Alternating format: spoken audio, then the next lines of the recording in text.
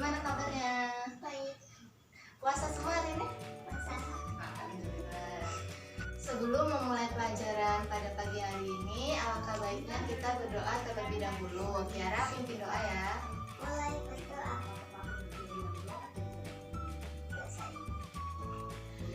Baik, pagi hari ini kita akan melanjutkan materi ya, yaitu materi pada pagi hari ini yaitu tentang bioteknologi. Ada yang tahu nggak apa itu bioteknologi? Tidak. Jadi, bioteknologi itu merupakan cabang ilmu yang mempelajari tentang pemanfaatan makhluk hidup untuk menghasilkan barang atau jasa. Seperti Ibu di sini buat contoh, yaitu ini tempe. Kalian tahu ini tempe dari apa? Bahan dasarnya? Kedelai. Nah, dari kedelai. Kalian tahu nggak prosesnya gimana? Enggak. Nah, jadi tempe ini merupakan produk hasil dari bioteknologi yang dimana dia menggunakan mekanisme fermentasi, yaitu kedelai yang difermentasi atau dibantu oleh mikroorganisme yang bernama Rhizopus oryzae. Nah, jadi setelah fermentasi beberapa hari, kedelai itu akan berubah menjadi tempe seperti ini. Makhluk hidup atau organisme yang membantu bioteknologi ini biasanya ia disebut dengan agen bioteknologi. Nah, mikroorganisme ini biasanya dipakai secara utuh dan ada juga yang dipakai secara sebagian. Nah, yang dimaksud dengan dipakai secara utuh ini, mikroorganisme ini dipakai langsung secara utuh untuk membuat produk atau jasa yang dihasilkan dari bioteknologi tersebut ya. Seperti contohnya yaitu ketika mau membuat nata de coco, ia menggunakan bakteri secara langsung, yaitu menggunakan mikroorganisme yang disebut dengan Actobacter pseudomonas. Dan juga contoh lainnya yaitu seperti tempe, ia juga menggunakan mikroorganisme secara utuh, yaitu dengan menggunakan mikroorganisme Rhizopus oryzae. Sedangkan mikroorganisme sebagian yaitu makhluk hidup yang hanya diambil sebagian saja, yaitu misalnya hanya diambil enzim atau DNA-nya saja. Nah, jadi bioteknologi ini terbagi menjadi dua. Ada yang tahu nggak apa aja? Saya Bu. Ya, Tiara apa aja? Bioteknologi tradisional dan bioteknologi modern. Nah, ya. Dari kedua jenis bioteknologi ini, ia sama-sama mempunyai ciri-ciri. Ada yang tahu nggak ciri-cirinya apa aja? Ya, Tiara? Bioteknologi tradisional menggunakan mikroorganisme utuh secara langsung. Teknologi peralatan teknik yang digunakan sederhana.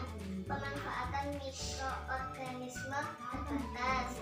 Bioteknologi modern menggunakan sebagian bagian dari mikroorganisme berupa DNA atau enzim. Teknologi peralatan dan teknik yang digunakan canggih. Pemanfaatan mikroorganisme tambah teknologi modern. Ya, benar. Jadi secara singkatnya, kalau bioteknologi tradisional ini dia menggunakan mikroorganismenya secara utuh atau keseluruhan, yaitu contohnya seperti pembuatan tapai dan pembuatan tempe. Sedangkan bioteknologi modern ini dia hanya menggunakan mikroorganismenya sebagian, yaitu hanya diambil enzim atau DNA-nya saja, yaitu contohnya seperti cloning atau kultur jaringan. Jadi dari kedua jenis bioteknologi ini tentunya dari masing-masing bioteknologi modern dan tradisional ini tentunya memiliki kelebihan dan kekurangan.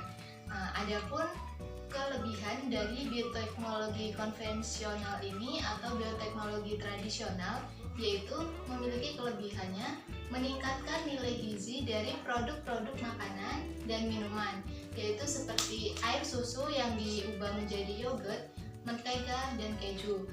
Serta bioteknologi tradisional ini mempengaruhi jangka panjang umumnya yang sudah diketahui karena sistemnya yang sudah mapan. Bioteknologi konvensional atau tradisional ini memiliki teknologi yang sangat relatif sederhana. Penciptaan sumber makanan baru, yaitu seperti air kelapa yang bisa diubah menjadi nata de coco. Secara tidak langsung, bioteknologi konvensional ini meningkatkan ekonomi masyarakat karena bioteknologi konvensional ini tidak memerlukan biaya yang banyak karena biaya yang dibutuhkan untuk mengubah makanan-makanan dari seperti kedelai menjadi tempe, seperti air kelapa menjadi nata de coco itu hanya membutuhkan biaya yang sangat relatif murah. Selain memiliki kelebihan, bioteknologi konvensional atau tradisional ini ia juga memiliki beberapa kekurangan, yaitu diantaranya produksi varietas baru ini membutuhkan waktu yang sangat lama. Peningkatan sifat genetiknya tidak secara langsung dan tidak dapat mengatasi kendala alam dalam mengatasi budidaya tanaman, misalnya dalam masalah hama. Dalam produk bioteknologi konvensional atau tradisional ini, beberapa contoh produknya yaitu seperti ada tape, yaitu yang tape ini bahan dasarnya yaitu singkong. Nah, singkong ini difermentasikan dan dibantu oleh mikroorganisme yang bernama Rhizopus stolonifer atau biasa disebut dengan ragi tempe. Selanjutnya yaitu ada keju. Nah, keju ini juga merupakan produk dari bioteknologi konvensional. Produk ini dibantu oleh bakteri asam laktat atau yang biasa disebut Streptococcus dan Lactobacillus. Seperti selanjutnya yaitu roti. Nah, roti ini ia dibantu oleh bakteri yang bernama Saccharomyces cerevisiae. Nah, selanjutnya yang terakhir yaitu produk nata de coco. Nah, nata de coco ini merupakan produk bioteknologi konvensional yang dimana bahan dasarnya yaitu dari air kelapa. Air kelapa ini difermentasikan dan dibantu oleh mikroorganisme yang bernama Acetobacter psillinum. Selanjutnya yaitu ada kelebihan dari bioteknologi modern. Kelebihan dari bioteknologi modern yaitu yang pertama, ia dapat menciptakan bibit unggul yang berkualitas tinggi, lalu bisa digunakan di seluruh dunia. Bioteknologi modern ini juga menciptakan obat dan vaksin untuk pencegahan penyakit-penyakit tertentu, dapat menciptakan produk baru secara biologis. Selain kelebihan, bioteknologi modern ini juga memiliki beberapa kekurangan, yaitu diantaranya merusakkan keseimbangan lingkungan, menimbulkan konsekuensi pada agama-agama tertentu, dan ia dapat menyisipkan gen makhluk hidup yang bertentangan dengan nilai budaya dan norma-norma. Di sini ada beberapa contoh produk dari bioteknologi modern, yaitu di sini ada bayi tabung.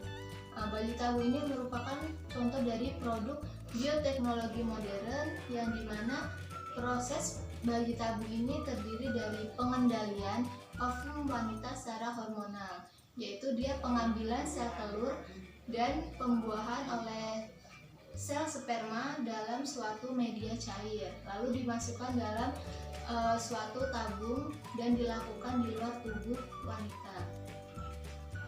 Selanjutnya yaitu ada cloning. Cloning ini dilakukan untuk menghasilkan individu baru yang genetik secara identik. Selanjutnya yaitu ada kultur jaringan, ada tanaman unggul hormon BTS, ada vaksin, dan yang terakhir yaitu hormon insulin.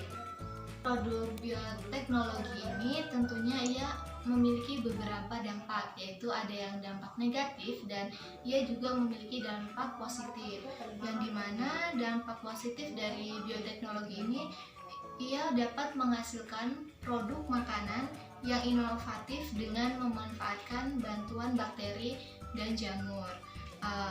Ia juga dapat membantu untuk menciptakan tanaman yang bersifat kebal terhadap hama yang sering menyerang tanaman dan sejenisnya. Dampak positif ini juga menghasilkan penemuan baru dalam bidang medis, yaitu berbagai jenis obat-obatan dan vaksin yang menggunakan bantuan virus yang sudah dinonaktifkan.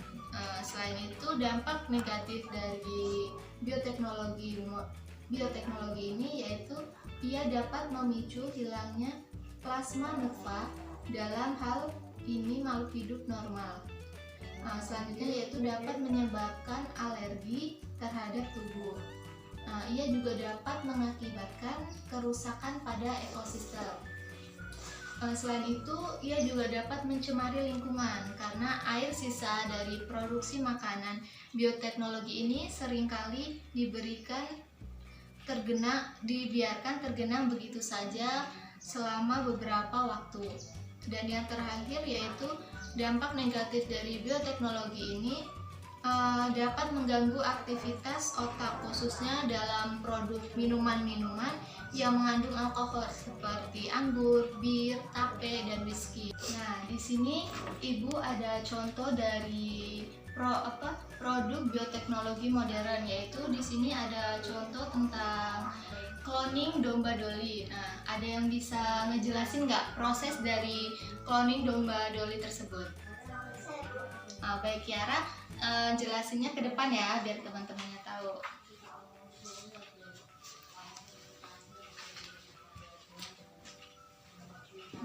Ya, silakan Kiara.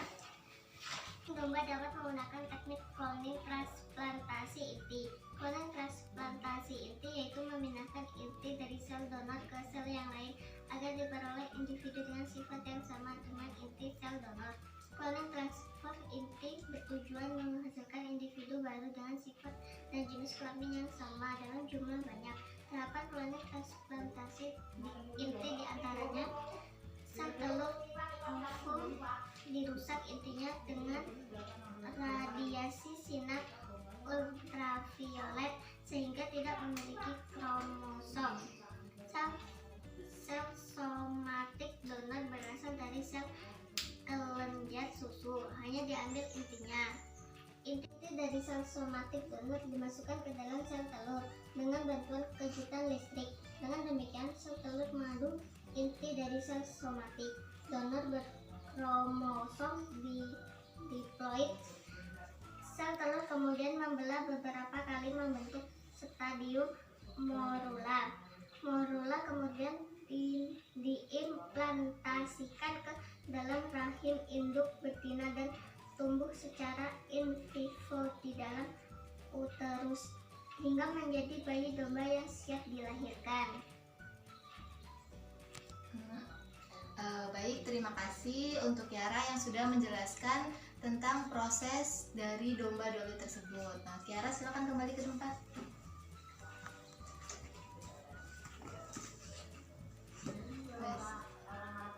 Jadi itu penjelasan dari bioteknologi, baik dari macam-macamnya, produknya, dan ada pula dampak-dampaknya. Sebelum Ibu tutup, ada yang ingin bertanya?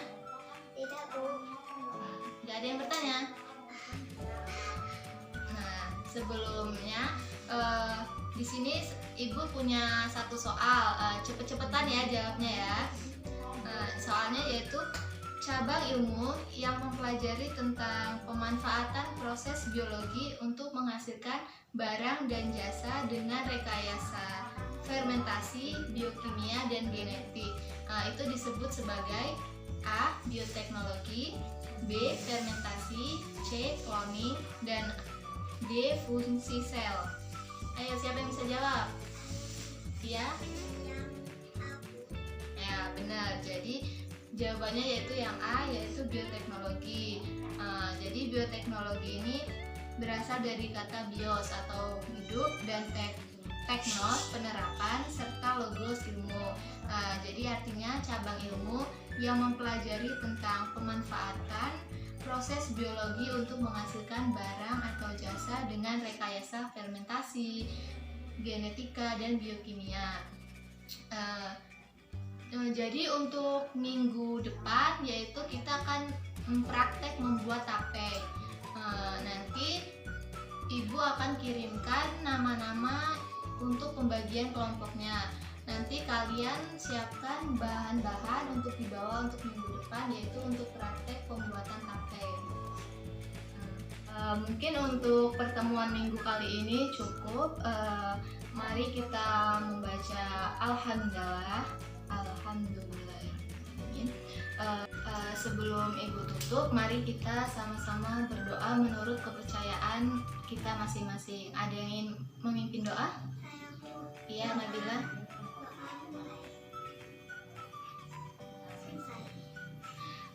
Baik, sekian dari Ibu. Ibu akhiri. Wassalamualaikum warahmatullahi wabarakatuh.